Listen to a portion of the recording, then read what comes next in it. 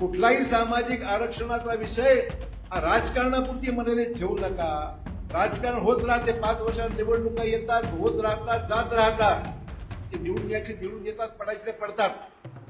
परंतु शेवटी प्रश्न मार्गी लागण्याकरता आपल्याला राजकारणाच्या पलीकडे जाऊन समाजाला खऱ्या अर्थाने संविधानिक पद्धतीने आपल्याला मार्ग काढता आला पाहिजे. मित्रहो, मी कार्यक्रमाचा अध्यक्ष जरी असलो तरी सत्कार मूर्तीला शेवटी मनसोक्त बोलता यावं आणि आपल्या सर्वांनी जे त्यांना शुभेच्छा दिलेल्या आहेत त्याबद्दल त्यांना स्वतःची भूमिका मांडता यावी म्हणून शेवटी त्यांना मी विनंती केली, आपण शेवटी बोला.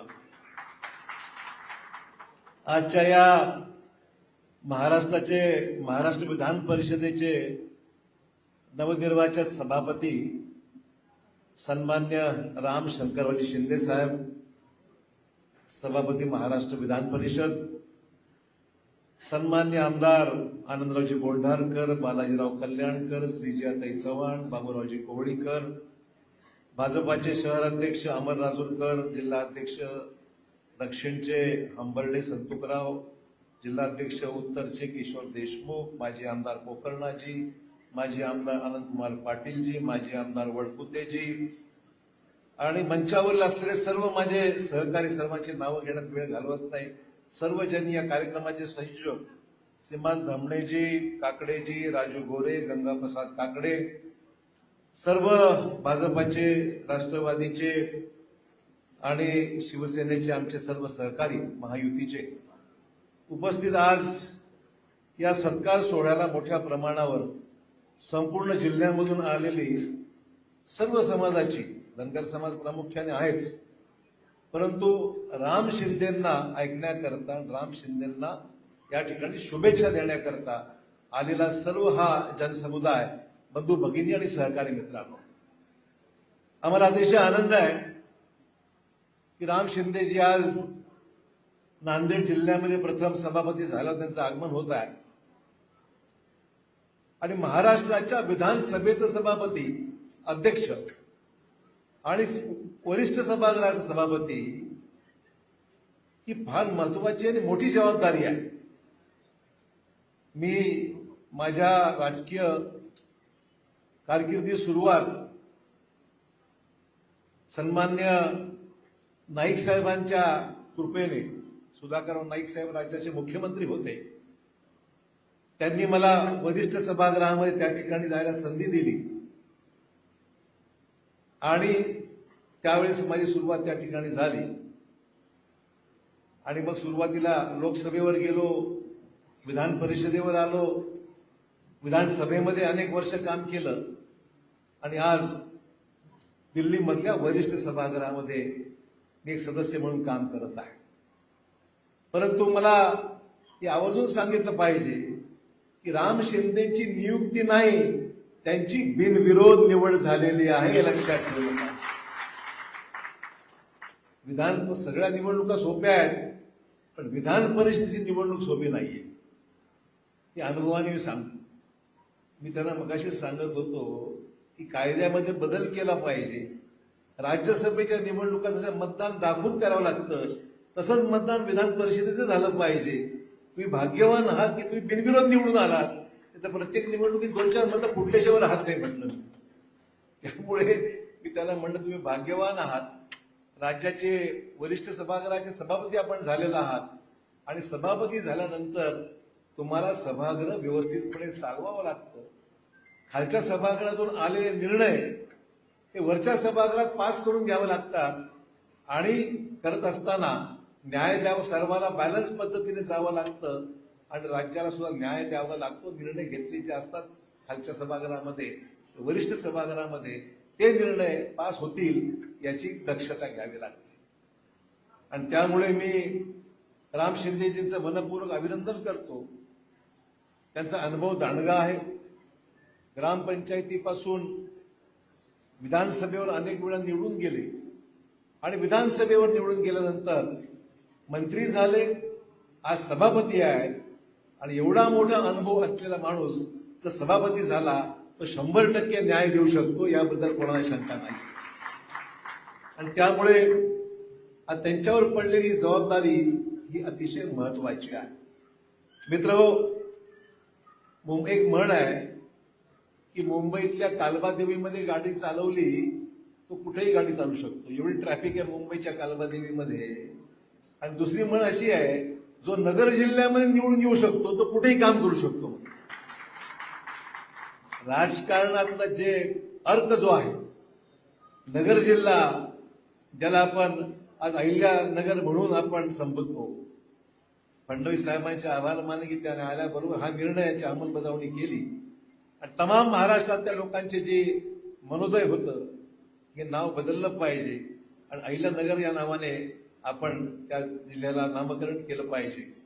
त्यामुळे अशा या जिल्ह्यातून जो राजकीय जिल्हा फार ज्वलंत आहे, मातब्बर मंडळी आहेत, सहकार क्षेत्रामध्ये वर्षानुवर्ष ज्यांनी लढाया केलेल्या आहेत, अशा या जिल्ह्यामधून राम शिंदेजी आज निवडून येतात हे कौतुकास्पद आहे आणि म्हणून मी त्यांना मनापासून शुभेच्छा देतो. आपली जी भारदस्त कारकीर्द राहिलेली आहे, एखाद्या निवडणुकीमध्ये कमी जास्त होत राहतं ती काही मोठी गोष्ट नाही आहे, पण मला खात्री आहे जी जबाबदारी त्यांच्यावर सोपवलेली आहे, आगामी काळामध्ये विधान परिषद ते सांभाळतीलच, पण विधानसभेमध्ये सुद्धा चांगल्या मताधिक्याने आगामी काळामध्ये आल्याशिवाय राहणार नाही, याबद्दल कुणाच्याही मनामध्ये शंका असायचं कारण नाही आहे. मित्र, मी सुद्धा 1992 ते 98 या विधान परिषदेमध्ये होतो आणि विधान परिषदेमध्ये मी गवई साहेबांना सभापती म्हणून पाहिलेला आहे, मी जयंतराव टिळक साहेबांना पाहिलेला आहे, नासर फरांदे साहेबांना पाहिलेला आहे आणि शिवाजीराव देशमुख साहेबांना पाहिलेलं आहे. ही सगळी कारकीर्द, ही सगळी मातब्बर मंडळी या विधान परिषदेमध्ये एकेकाळी 5-5 वर्ष 6-6 वर्ष सभापती म्हणून राहिलेले आहे. आणि वरच्या सभागृहामध्ये शिक्षक ज्या प्रमाणे शिक्षक मतदारसंघ आहे, पदवीधर मतदारसंघ आहे, या मतदारसंघातले आमदार ज्या उठतात बोलायला त्यावेळेस खूप काळजी सभापतीला घ्यावी लागते की सभागृहामध्ये कुठे वादळ निर्माण होणार नाही, मंत्री व्यवस्थित उत्तर देतील आणि महाराष्ट्रातले प्रश्न मार्गी लागतील, अशा पद्धतीने या सर्व ज्येष्ठ मंडळींनी सभागृह हाताळलेला आहे. आणि म्हणून मला खात्री आहे की वरिष्ठ सभागृह दिसतं तसं सोपं नाही आहे, परंतु ती कला चालवण्याची, ती धमक चालवण्याची आणि त्यातून ते करत असताना महाराष्ट्राची कामं झाली पाहिजेत, शिक्षकांची कामं झाली पाहिजे, पदवीधरांची कामं झाली पाहिजे, परिषदेमध्ये निवडून आल्या ज्येष्ठ सदस्याला मान सन्मान राखला गेला पाहिजे आणि सरकारचंही काम झालं पाहिजे. अशा सर्व प्रयत्नातून मला खात्री आहे की राम शिंदेजी हे निश्चित चांगल्या पद्धतीने काम करून आणतील आणि या सभागृहाचं नावलौकिक. मगाशी कोणीतरी म्हणालं की अनेक वेळा एखादा व्यक्ती सभागृहामध्ये गेल्यानंतर त्या सभागृहाची उंची वाढते. त्या व्यक्तीची उंची वाढण्याच्या पेक्षा सभागृहाची उंची वाढवणारा कोण असेल तर सभापती हा महत्वाचा आहे की तो त्याच्या कारकिर्दीपणे निष्पक्षपणे कारकीर्द चालवेल आणि कोणालाही संधी मिळणार नाही की राम शिंदेजी याच्या बाजूने होते का त्याच्या बाजूने होते की या पक्षाच्या बाजूने होते. ठीक आहे, तेही सांभाळावं लागतं, वादच नाही आहे, पण ते करत असताना महाराष्ट्रातला मेसेज काय जातो की सभापती कशा पद्धतीने ही सर्व कामं करून आणेल याच्याबद्दल निश्चितच फार मोठ्या अपेक्षा महाराष्ट्रातल्या जनतेला आपल्याकडून आहे. आपण यावर्षी पुण्यश्लोक राजमाता अहिल्यादेवी होळकरांची 300वी जन्मशताब्दी आपण साजरी करत आहोत. फार महत्वाचा मोठा प्रसंग आहे आणि त्या निमित्ताने महाराष्ट्रातल्या असंख्य धनगर समाजच नाही, अहिल्यादेवी होळकरांना मानणारे अनेक लोक आहेत. आम्ही सुद्धा त्यातलेच आहोत, हे या ठिकाणी मुद्दाम या ठिकाणी स्पष्टपणे सांगितलं पाहिजे. अहिल्यादेवी होळकरांचा मान सन्मान, त्यांची कारकीर्द, त्यांचं कुशल प्रशासन, त्यांनी त्यांच्या नेतृत्वामध्ये प्रशासनात अनेक सुधारणा केल्या, राज्याची समृद्धी वाढवली, अनेक कल्याणकारी योजना, मग त्या धर्मशाळा असो, विहिरी असो, पाण्याची कुंड असो, रस्ते असो, अन्नछत्रे असो, मंदिरं असतं, घाट बांधण्याचं काम असेल, त्याच्या काळात भरपूर मोठी कामं झाली. आणि म्हणून महाराष्ट्र आजही अहिल्यादेवी होळकरांचं नाव मोठ्या इज्जतीने आणि इब्रतीने घेतो. आजही लोकांच्या मनामध्ये तीच भावना आहे की अहिल्यादेवी होळकरांचं उचित स्मारक या प्रसंगाला महाराष्ट्रामध्ये नीटपणे मान सन्मानाने आगामी काळामध्ये उभं राहावं आणि त्यातून महाराष्ट्रात नेहमी स्मरणात राहावं अशा प्रकारचं चांगलं काम झालं पाहिजे. मगाशी अनंतकुमार पाटलांना मी ऐकलं. अनंतकुमार पाटलांची शैली आहे तशीच आहे, काही बदललेली नाही. अनंतकुमार पाटलांचे माझे फार जुने संबंध आहेत. शंकरराव चव्हाण साहेब असल्यापासून शंकरराव चव्हाण साहेबांना खांद्याला खांदा लावून जवळपास जवळ राहिलेला माणूस कोणी असेल तर तो अनंतकुमार पाटील हे मी नाकारत नाही. आणि त्यांनी हे सांगितलं की समाजातला माणूसच समाजाचं काम करू शकतो. अनंतरावजी, आपण आमच्यापेक्षा फार ज्येष्ठ आहात, आपल्याबद्दल आम्हाला खूप आदर आहे, पण त्या मताशी मी सहमत यासाठी नाही आहे की मराठ्यांनी फक्त मराठ्याचंच करावं, धनगरांनी फक्त धनगरांच करावं, अजिबात नाही. अशोक चव्हाणांनी सुद्धा धनगराचं काम करावं अशी अपेक्षा आहे. राज्य जेव्हा आपण सेक्युलर राज्य जेव्हा म्हणतो, या राज्यामध्ये काम करणाऱ्या सर्वांनी सर्व समाजाला न्याय द्यायचं काम केलं पाहिजे. इतरांनी ओबीसींनी मराठ्याचं केलं पाहिजे, मराठ्यांनी धनगरांचं केलं पाहिजे, धनगरांनी एससीचं केलं पाहिजे. काय हरकत आहे? जर आपण सामाजिक समतेचा विचार करत असू, उपेक्षित समाज कुठलाही असो, त्या उपेक्षित समाजाला न्याय द्यायचं काम हे आपल्याकडून झालता आलं पाहिजे. आम्ही समाजाचे प्रतीक आहोत, मान्य आहे, पण समाजाच्या पलीकडे जाऊन सुद्धा उपेक्षितांना न्याय द्यायचं काम, गरिबाला न्याय द्यायचं काम, आणि सर्व समाजाला वाटलं पाहिजे की माझ्याबद्दल सुद्धा इतर समाजाची माणसं काहीतरी विचार मांडतात. बाबासाहेब आंबेडकर फक्त दलितांपुरते मर्यादित नाहीत, इतर समाज सुद्धा बाबासाहेबांच्या नावाने आज जे संविधान लिहिलं गेलेलं आहे ते संविधानाची इज्जत राखणारा हा सर्व समाज देशामध्ये आहे. आणि म्हणून बाबासाहेबांची जयंती एवढ्या मोठ्या कोण केली जाते आहे. आज आपण पाहतोय की मोदी साहेबांनी तिसऱ्या वेळेच्या शपथ घेतली देशाचे पंतप्रधान म्हणून. सभागृहात जात असताना प्रथम सेंट्रल हॉलमध्ये गेले आणि संविधानासमोर नतमस्तक प्रथम झाले की मी तिसऱ्यांदा देशाचा पंतप्रधान होत आहे, पण या संविधानामध्ये ज्या गोष्टी अपेक्षित आहेत ते माझं हे सरकार, जे आमचं एनडीएचं सरकार दिल्लीमध्ये आहे, ते एनडीएचं सरकार बाबासाहेबांनी लिहिलेल्या संविधानाच्या सगळ्या गोष्टीला तंतोतंत पालन करेल, सन्मान करेल आणि सर्व समाजाला न्याय देईल. यामध्ये तीळ मात्र शंका असायचं कारण नाही. तरच देश मजबूतीने एकोप्याने काम करेल. आणि प्रत्येकाने जर आपापलं मर्यादित राहिलो तर मग देशातला एकोपा, एक संगता आणि आपण जो विचार सामाजिक समतेचा विचार जो करतो तो फक्त नावापुरती राहील आणि मग प्रत्येकाने आपल्या समाजापुरती बोलावं असं नाही. मित्र हो, आम्ही सुद्धा तुमच्या बरोबर आहोत हे मी याच्या मागे सांगण्याचा माझा प्रयत्न आहे. तुम्ही फक्त एकटेच नाही आहात, तुम्ही फक्त एकटे नाही आहात, तुमच्या बरोबर समाजातले इतर घटक सुद्धा तुमच्या बरोबर आहेत. हे त्याच्या मागची भूमिका आहे की मला मुद्दाम या ठिकाणी व्यक्त करायची आहे. त्यामुळे आपण सर्व एकत्र मिळून समाजाचे जे प्रश्न आहेत ते प्रश्न प्रलंबित आहेत, मान्य आहे. मला सांगा, कोणाचा विरोध आहे? धनगर समाजाला आरक्षण मिळू नये असं कोणाला वाटतं का? मराठा समाजाला आरक्षण मिळू नये असं कोणाला वाटतं का? मगाशी आमचे नवीन आमदार उभे राहिले, मी त्यांचा आदर करतो, दक्षिणमधून पहिल्यांदा निवडून आले ते, आणि त्यांनी सांगितलं प्रांजळपणे तुमच्या सगळ्या मागण्यांना आमचा पूर्ण पाठिंबा, आम्ही तुमच्या बरोबर आहोत, पूर्णपणे प्रयत्न करू. अतिशय प्रांजळपणे प्रामाणिकपणे ते बोलले. पण हेही मान्य केलं पाहिजे कुठेतरी काहीतरी अडतंय, कुठेतरी प्रश्न. मला पॉलिटिकल विल आहे की नाही? देवेंद्र फडणवीस साहेबांचं पॉलिटिकल विल आहे, राजकीय इच्छाशक्ती आहे, आणि मी तुम्हाला खात्री देऊ इच्छितो यातून कायदेशीर, आता अडलंय फक्त एवढंच आहे, कायदेशीररित्या, मग तो मराठा आरक्षणाचा विषय असो, कायदेशीररित्या हा जो धनगर समाज आरक्षणाचा विषय असतो, आपल्या सर्वांच्या वर तिकडे सुप्रीम कोर्ट बस. हा धडाधड निर्णय घेतलेले जे असतील ते सेट असाइड होत आहेत. ते म्हणतात की 50%च्या वर आरक्षण जाऊ शकत नाही. आम्ही बोलतो का? सुप्रीम कोर्ट बोलतोय. आमचं म्हणणं एवढंच आहे, या सगळ्या गोष्टीवर कायदेशीर मार्ग काढून समाजाला आरक्षण मिळालं पाहिजे आणि टिकणारं मिळालं पाहिजे, हे महत्वाचं आहे. आणि म्हणून मला मित्र एवढंच सांगायचं आहे, विरोध कोणाचा आहे का? काही प्रश्नच उद्भवत नाही ना. विरोध कोणाचा? प्रश्न मार्ग लावायचा असेल तर आज या देशामध्ये संविधानिक मार्गाने आपल्याला जावं लागणार आहे. आणि संविधानिक मार्गाने जात असताना आपल्याला कायदेशीर अडचणीवर मात करून पुढे जावं लागणार आहे ही त्याची महत्वाची बाब आहे.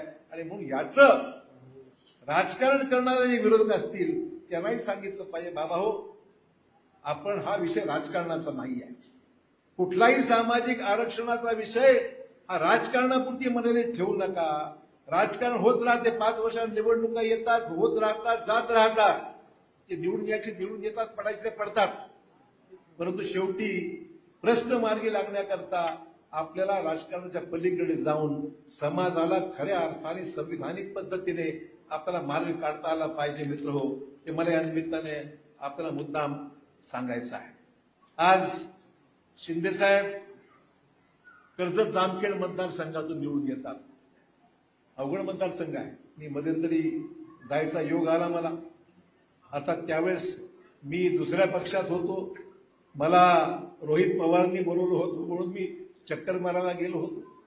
पण मला हे सांगितलं पाहिजे की कर्जत जामखेडमध्ये गेले असताना सुद्धा लोक मला कानातून सांगत होते, साहेब या ठिकाणी खरा माणूस जो जनमानसाचा सपोर्ट कोणाला असेल तो राम शिंदेंना आहे. की त्याही वेळेस काम बोलतं ना माणसाचं, काही फक्त आम्ही मिरवणुका काढल्या, अमुक काढल्या, तमुक काढल्या म्हणून जय जयकार केला म्हणून नाही.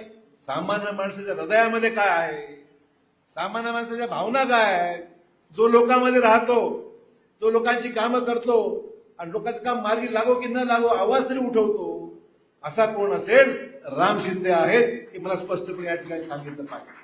आणि त्यामुळे कर्जत जामखेड मतदारसंघाचं काम करत असताना त्या भागामध्ये आपण पाहतोय की ग्रामीण भागातले रस्ते असो, पाणी पुरवठा असो, शिक्षण क्षेत्रात मोठं काम केलेलं आहे त्यांनी. जलसंधारण मंत्री म्हणून त्यांचा जे योगदान राहिलं आहे तेही मोठं राहिलेलं आहे. आणि त्यामुळे मला एवढंच सांगायचं आहे की हे सगळी कामं एक जागरूक लोकप्रतिनिधी ज्यावेळेस आपल्या राज्याला मिळतो आणि मिळाले पाहिजे, कुठल्याही पक्षाचा असे ना, आपला सहकारी ज्याला आपण निवडून देतो तो जागरूक असला की ते 100% कामं होतात. मला आमच्या सहकारी कल्याणकरांचे अभिनंदन करायचं आहे. ते भाग्यवान आहेत, खूप भाग्यवान आहेत. यासाठी म्हणतो मी की मगाशी त्यांनी उल्लेख अहिल्याबाई होळकरांच्या पुतळ्याच्या विषयी उल्लेख केला.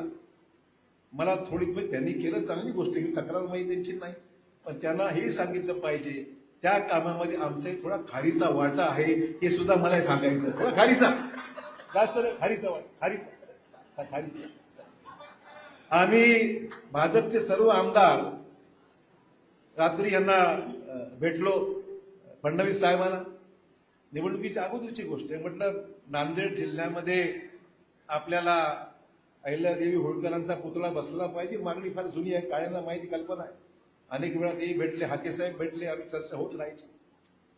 तर फडणवीस साहेबांना सांगे, साहेब म्हटलं हा प्रश्न आमचा, आणि भाजपचे सर्व आमदार, मी एकटा नाही, सर्व आमदार होते, हंबर्डे होते, आम्ही भेटलो त्यांना. फडणवीस साहेब म्हणले उद्याच्या उद्या कॅबिनेटमध्ये ते मंजूर करून देऊ. आणि मग शिंदे साहेब ते होते आणि कल्याणकार बरोबर आम्ही होतो. ही फक्त आठवण करून दे, बाकी काही नाही आम्हाला, फक्त आठवण करून. दुसरा एक तुम्हाला योगायोग सांगतो, दुसरा एक योगायोग सांगतो. काही संधी मिळाली म्हणून बोलतो, बाकी काय, संधी मिळाली म्हणून बोलतो, बाकी काही नाही. आम्ही नांदेडला आपल्या कृषी महाविद्यालय व्हावं असं आमचं सर्वांचा इच्छा होता. त्यावेळेस मंत्रिमंडळात होतो आणि त्यावेळेस शिंदे साहेब जे उद्धव ठाकरेजी त्यावेळेस राज्याचे मुख्यमंत्री होते. आम्ही ती सगळी इथून परभणी कृषी विद्यापीठाने ती फाईल मूव्ह केली होती की नांदेडला कृषी महाविद्यालय झालं पाहिजे. ते अडथळे येत होते. मग ती फाईल विभागीय आयुक्तांकडे गेली, विभागीय आयुक्तांकडे, सचिवांकडे गेली. सचिव म्हणाले साहेब फायनान्सचा विरोध आहे त्याला. अर्थ खातं म्हणतं याला पैसे भरपूर लागणार आहेत, पैसे आपल्याकडे नाही. समजून सांगितलं, म्हणजे जागा आहे, सरकारी जागा आहे, राज्याचा मंत्री म्हणून मी म्हणलो, मी मुख्यमंत्री राहिलो, मला माहिती आहे असा विषय. तर म्हटलं इथे जागा आहे, कृषी महाविद्यालयाची मोठी जागा आहे, कृषी महाविद्यालय ठराव आहे आणि म्हणून ती जागा उपलब्ध आहे, जास्त खर्च येणार नाही. आणि शेवटची कॅबिनेट होती उद्धव ठाकरे त्यावेळेस मुख्यमंत्री, शेवटची मीटिंग होती आमची कॅबिनेटची मीटिंग.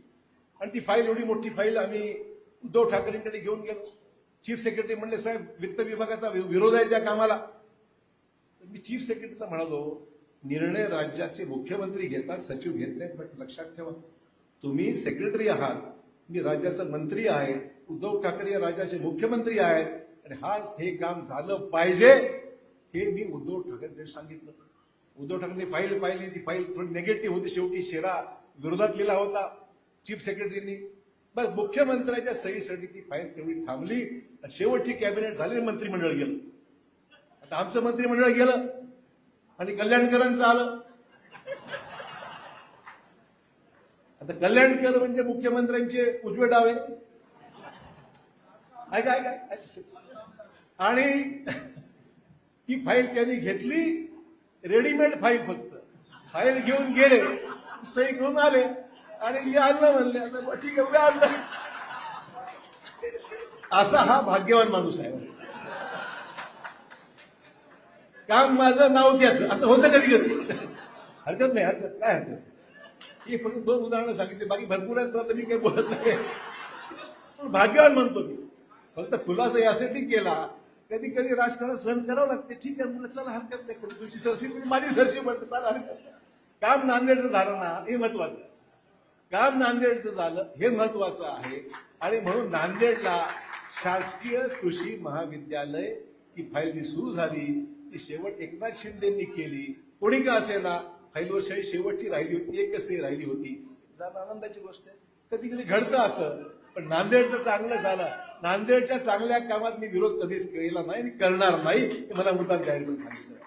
आणि त्यामुळे आज या सगळ्या गोष्टीचा निर्णय घेत असताना मला मुद्दाम या गोष्टीचा उल्लेख यासाठी केला की आपण मोठ्या मनाने कामं केली पाहिजे. राज्यामध्ये अनेक प्रसंग येतात, अनेक प्रसंग जातात, खूप गोष्टी होतात, कटुता येते, परंतु विकासाच्या कामामध्ये उदाहरण घेतलं पाहिजे. शिंदे साहेबांच्या पश्चिम महाराष्ट्रातलं उदाहरण घेतलं पाहिजे, उत्तर महाराष्ट्राचं घेतलं पाहिजे. हुशार मंडळी आहे, एवढी हुशार मंडळी आहे, एवढी भाडून घेतील, पण विकासाचं काम आलं की सर्व एकत्र होतील.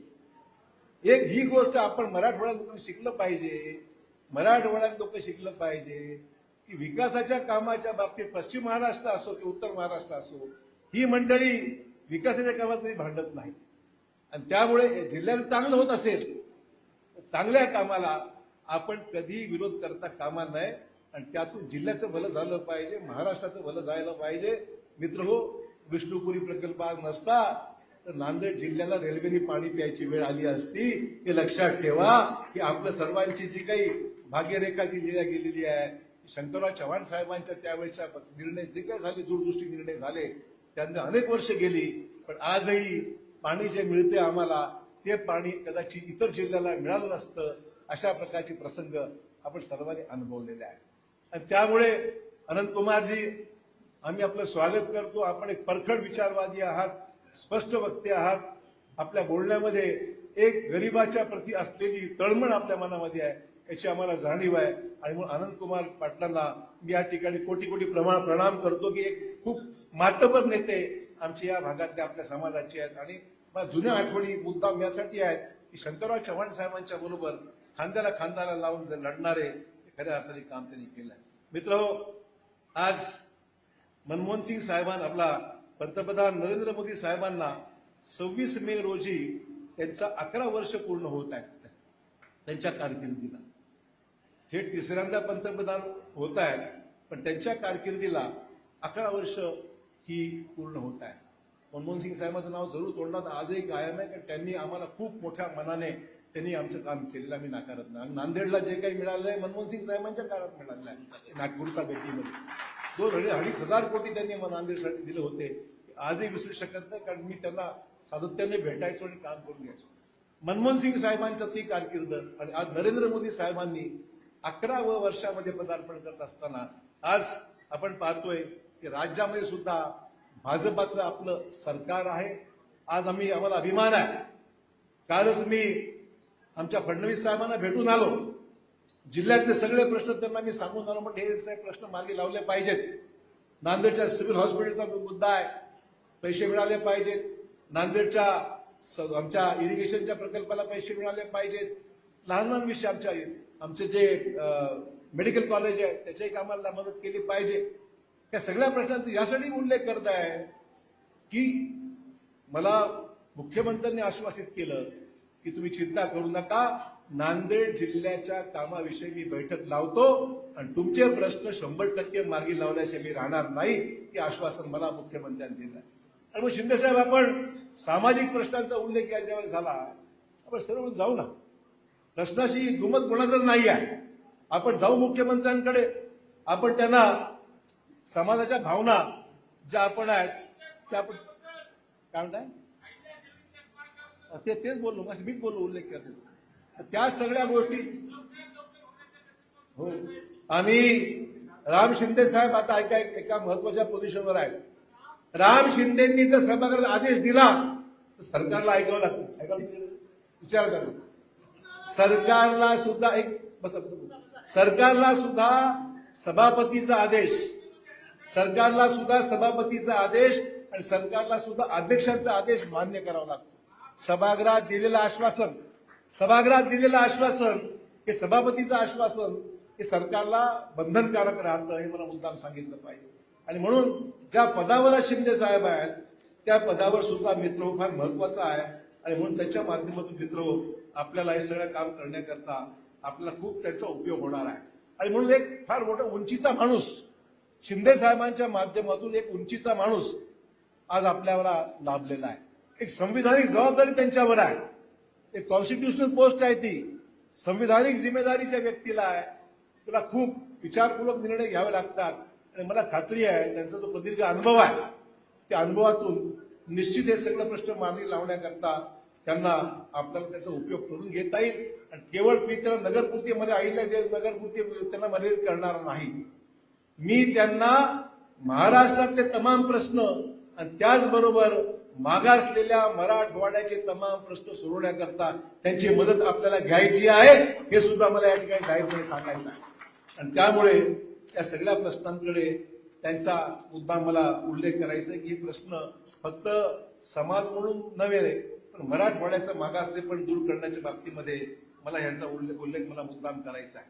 मला शिंदे साहेबांना सांगायचं आहे, शिंदे साहेब, आम्ही नांदेड जिल्ह्यामध्ये काम करत असताना आमचे भाऊसाहेब मंडलापूरकर आज आमच्यामध्ये नाहीये, तर त्यांना आम्ही तिकीट दिलं होतं आणि 70 ते 80 हजार मतं मंडलापूरकरांना लोकांनी दिली होती. मला मुद्दाम आवर्जून सांगितलं पाहिजे, कोणी दिलं नव्हतं, पण एक कार्यकर्ता म्हणून मंडलापूरकरांना निश्चित आम्ही लोकांनी सर्वांनी पुढे सक्रिय सहभाग त्याच्यामध्ये होता आमचा.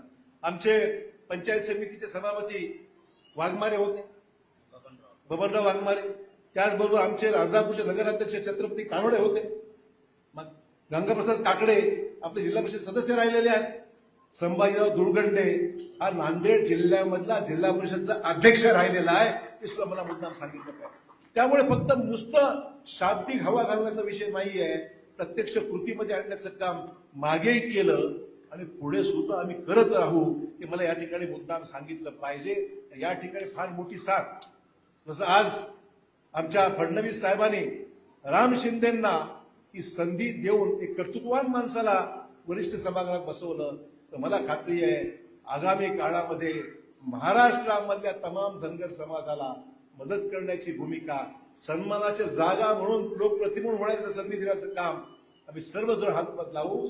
आणि त्याच्यामधून महाराष्ट्राचं फक्त एखाद्या व्यक्तीला बसवून काम होत नसतं, त्या व्यक्तीच्या माध्यमातून महाराष्ट्राचं हित साधता आलं पाहिजे, महाराष्ट्राच्या तमाम गरीब लोकांचं हित साधता आलं पाहिजे आणि समाजाचे प्रश्न आपल्याला सोडवता आले पाहिजेत, ही त्याच्या मागची प्रांजळ भावना आहे. मित्र, एवढंच मला या ठिकाणी सांगायचं आहे. पुनश्च एकदा राम शिंदे साहेबांना मनपूर्वक या ठिकाणी शुभेच्छा देतो आणि त्यांच्या माध्यमातून आम्ही त्यांना सहकार्य करू. आणि तमाम समाजाच्या अपेक्षा आहेत, त्या अपेक्षा विकासात्मक कामाच्या बाबतीमध्ये परिपूर्ण करण्याकरता त्यांना हातभार लावू, एवढी या ठिकाणी ग्वाही देतो, आपली रजा घेतो. जय हिंद, जय महाराष्ट्र.